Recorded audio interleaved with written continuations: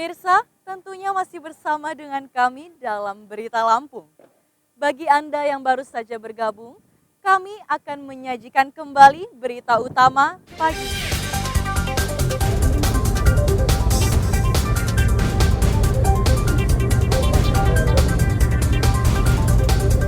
Seorang pelajar di Natar, Lampung Selatan ditangkap polisi karena mengendarai motor di jalan tol Trans Sumatera.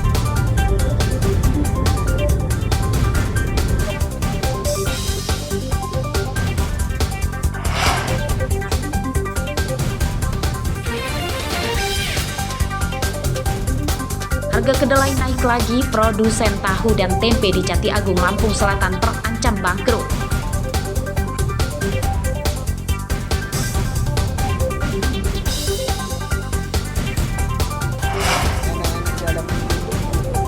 Ratusan warga yang terjebak macet akibat jembatan ambles di Jalan Sumatera Lintas Barat, Pesisir Barat, menginap di pinggir jalan.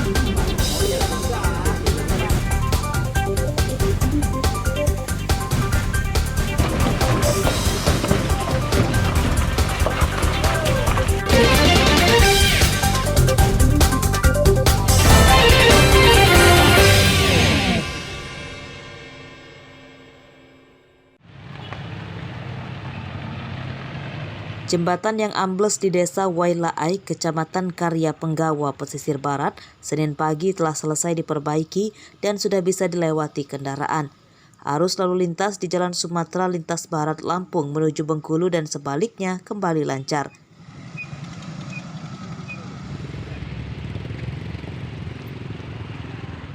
Para pengemudi diminta berhati-hati karena jembatan yang diperbaiki licin karena terdapat sisa material tanah. Dapat kita lihat arus lalu lintas terpantau dari arah Bengkulu maupun menuju ke Krui, begitu juga dari arah sebaliknya sudah dapat dilalui oleh kendaraan R2, R4 maupun R6. Namun tetap dihimbau kepada masyarakat pengguna jalan untuk tetap berhati-hati karena jalanan yang sedikit licin karena adanya sisa-sisa timbunan material. Arus lalu lintas Jalan Sumatera Lintas Barat sempat lumpuh hampir selama 24 jam akibat jembatan di Desa Wailaai, Pesisir Barat ambles. Antrian kendaraan tujuan Bengkulu mengular hingga lebih dari 1 km. Para pengemudi sempat menginap di pinggir jalan. Jam 12 tadi. 12 tadi ya? Iya. Udah lama ya? Iya, udah lama. Rencana kalau belum selesai mau tidur di mana, Bang? Ya paling nggak di sini, nunggu kita selesai dulu, Mas. Gitu ya? Iya. Di emperan apa gitu ya? Iya. Sama siapa? Sama keluarga apa berdua? Keluarga. Iya. Sama keluarga. Bencana di pesisir barat terjadi pada Minggu pagi. Selain jembatan ambles, bencana dampak hujan yang lama itu mengakibatkan longsor di permukiman dan menimbun Jalan Sumatera Lintas Barat. Sebuah minibus tertimbun longsor dan 3 orang dari satu keluarga meninggal akibat tertimbun longsor. Rosandi melaporkan dari pesisir barat.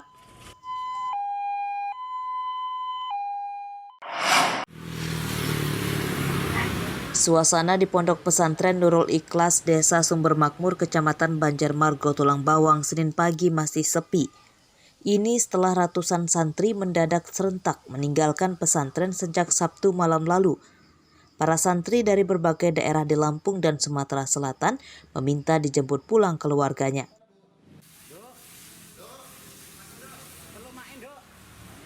Hari kedua santri meninggalkan pesantren, pengasuh Pondok Pesantren Nurul Ikhlas, Maskur Al-Faruq, mengklaim bahwa kejadian itu akibat kesalahpahaman. Para santri ketakutan saat terjadi ketegangan buntut keputusan pesantren tidak mengizinkan 10 santri pulang beberapa hari lalu. Jadi wali-wali santri yang dari rawat itu lebih kurang 50 orang membawa sepeda motor, mengendarai motor ingin menjemput anaknya. Sebelumnya saya sudah klarifikasi, saya sampaikan kepada pengurus pondok, tidak ada yang izin. Maka ketika wali santri minta izin, itu tidak dilayani oleh pengurus-pengurus pondok. Dengan dasar memang kami tidak mengizinkan santri pulang kecuali yang tugas. Akhirnya karena mungkin merasa sudah jauh-jauh dari rawat itu, kemudian anaknya tiap hari ya hampir nelpon ingin dijemput sama orang tuanya, akhirnya semacam ada bersih kejam seperti tadi. sehingga menyebabkan ya mungkin sentimen juga tidak ada, ya mungkin agak ada suasana yang agak memanas sedikit lah antara izin dan minta izin dan tidak izin. Kemudian datanglah polisi terhadap. Nah, ketika datang polisi, ternyata anak-anak yang di dalam ini ketakutan semuanya. Ketakutan. Ini infonya juga nanti bisa ditanya ke wali-wali santri ini yang pada pulang itu semuanya. Ketakutan semua. Akhirnya telepon, Pak, di pondok ada polisi, di pondok ada polisi. Akhirnya terjadilah tadi malam itu hiruk pikuk dan yang luar biasa. Pengasuh Pondok Pesantren Nurul Ikhlas telah menghubungi keluarga para santri. Ditargetkan paling lambat hari ini, para santri yang meninggalkan pesantren dipastikan kembali ke pondok pesantren untuk mengikuti pembelajaran seperti biasanya. Mustaqim melaporkan dari Tulang Bawang.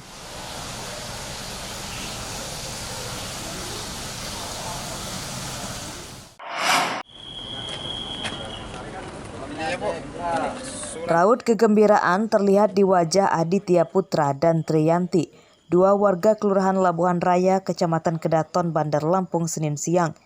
Mereka gembira karena motornya yang hilang akhirnya ditemukan.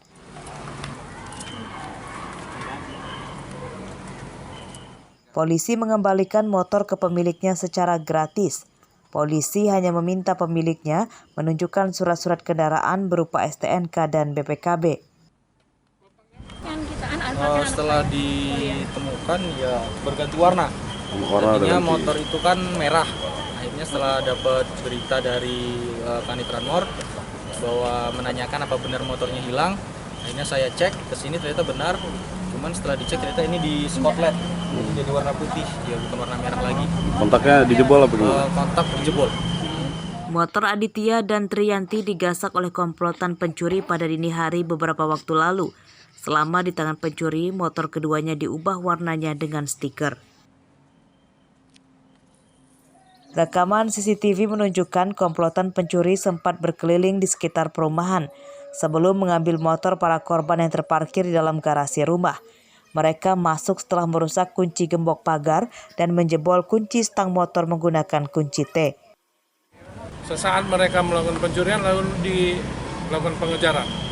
Dilakukan pengejaran dari selepas dari TKP sampai arah Natar. Sampai di Natar, mereka merasa terdesak, mereka melakukan perlawanan. Melakukan perlawanan dengan melakukan penembakan ke arah anggota kita yang ngejar, anggota Resmob yang ngejar. Nah, saat akan dilakukan tembakan balik sama anggota kita dari TKP, mereka langsung melarikan diri. Nah, motornya ditinggalin. Pencuri kedua motor korban berhasil lolos dari sergapan polisi. Para pelaku menembaki polisi saat kabur dan meninggalkan motor yang dicurinya di jalanan. Robila Stem melaporkan dari Bandar Lampung.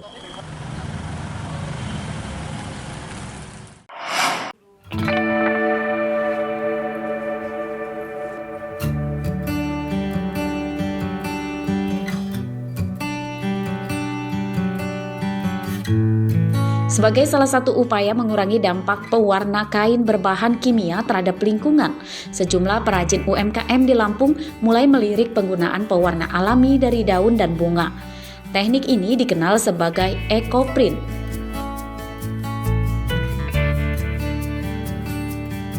Salah satu perajin kain ekoprint yang sudah berjalan sejak 2018 adalah Anggraini Kumalasari, warga Kelurahan Labuhan Ratu, Kecamatan Kedaton, Bandar Lampung. Pewarnaan kain berbahan warna alami dilakukan di rumahnya untuk menghasilkan motif kain batik yang unik itu. Anggraini menggunakan bahan warna alami dari bunga, kulit pohon, dan daun-daunan.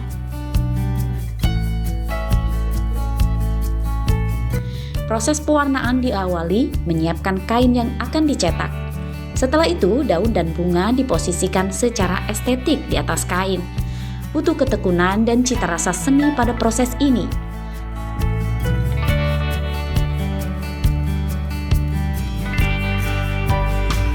Kain kemudian digulung dan diikat kuat, lalu dikukus menggunakan api kecil selama beberapa jam. Proses pewarnaan hingga kain bisa dipakai memakan waktu hingga 10 hari dan hal itulah yang menyebabkan harga kain sangat tinggi. Kain dengan pewarna alami dijual Rp50.000 hingga Rp1.000.000 per meter tergantung jenis kainnya. Ecoprint ini produk dengan segmentasi market tertentu ya Pak ya. Satu, karena proses pembuatannya cukup rumit, kemudian bahan bakunya juga susah didapat, sehingga menimbulkan harga jual yang lumayan tinggi. Prosesnya 10 hari Pak, sebelum bisa kami gantung dan kami pasarkan seperti ini. Jadi biasanya karena harganya cukup tinggi, maka kita menyasar ke kelas menengah. Anggraini memberdayakan emak-emak di sekitar rumahnya sebagai pekerja. Mereka diajar mengumpulkan dedaunan hingga proses pembuatannya. Kain berbahan warna alami memiliki beberapa kelemahan, seperti warna yang kurang terang dan sangat mengandalkan cuaca agar hasilnya lebih baik. Jeffrey Arifin melaporkan dari Bandar Lampung.